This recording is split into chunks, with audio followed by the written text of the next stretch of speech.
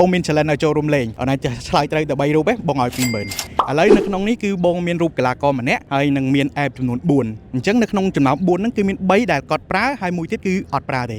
អញ្ចឹងអនឡាញគិតថា app មួយណាដែលគាត់អត់ប្រើខ្ញុំគិតថាគាត់អត់ប្រើអក្សរ B យ៉ា ជាចម្លើយចុងក្រោយណា យ៉ា ខុសអត់មានឱកាសឲ្យទេណា យ៉ា អញ្ចឹងចម្លើយ B គឺជាចម្លើយដែលមិនខុសទេ ងាយបាទឥឡូវយើងចូលដល់រូបទី2គាត់កីឡាករសញ្ជាតិអាហ្វ្រិកគាត់ឈ្មោះ Sadio Mane គាត់លេងនៅក្លឹបមួយគ្នា គិតថាឌីបង ឌីហ៎ច្បាស់ណា ចា អត់ដូរទេបងឲ្យដូរអត់ អត់អត់ទេណាឥឡូវបងឲ្យមើលចម្លើយហ្នឹងគឺត្រឹមត្រូវអូខេច្បាស់ណាបាទអញ្ចឹងឥឡូវយើងដល់រូបចុងក្រោយ